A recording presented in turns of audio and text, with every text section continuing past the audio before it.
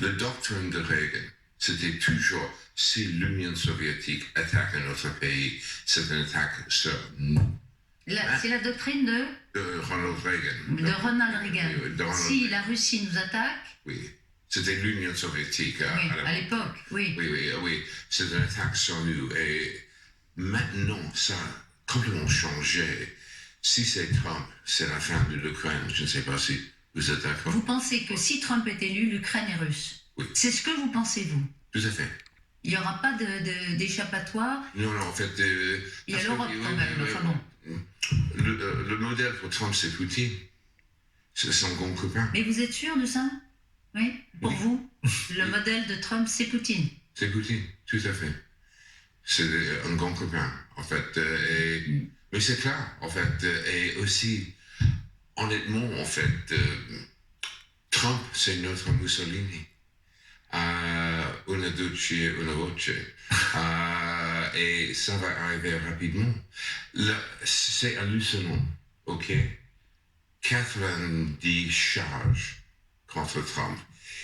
Il est jugé coupable dans un procès privé d'un viol. Et il continue. Il est à la tête des sondages. Il est comme Rasputin. Ils ont essayé de flinguer Rasputin, couper la gorge. Il continue. Oui, c'est la même chose avec Trump. Il a fallu s'y prendre à plusieurs fois. Oui. Mais finalement, ils l'ont eu. Alors que Trump, ça le sert. Chaque procédure judiciaire, pour l'instant, le sert. Il est encore très haut dans les sondages.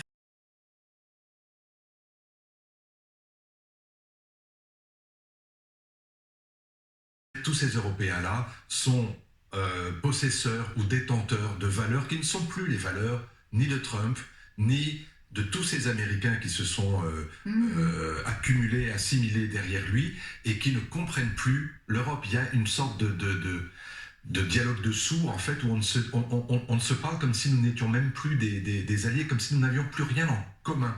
Et je pense que c'est ça, en fait, la vraie différence entre Reagan et Trump, c'est que Reagan avait parfaitement conscience, parce qu'il avait vécu la guerre, que les deux continents étaient intimement liés, alors que Trump ne voit plus ce lien.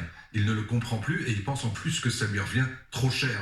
Et donc, dans sa logique mercantile, il n'y a pas à défendre l'Europe. L'Europe devra se défendre toute seule.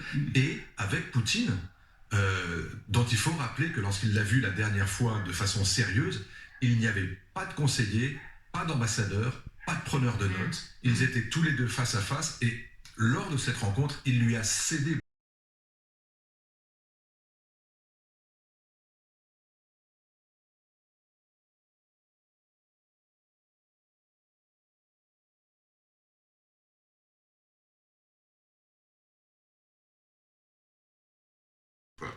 Et par exemple, je vis une moitié de l'année dans le Maine.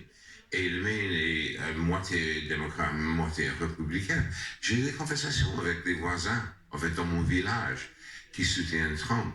Et j'ai dit tout le temps, mais vous votez contre vos propres intérêts. Oui, mais le Parti républicain a créé, franchement, l'idée, on est le parti de Dieu, de la famille. Du patriotisme et de la classe ouvrière, au contraire.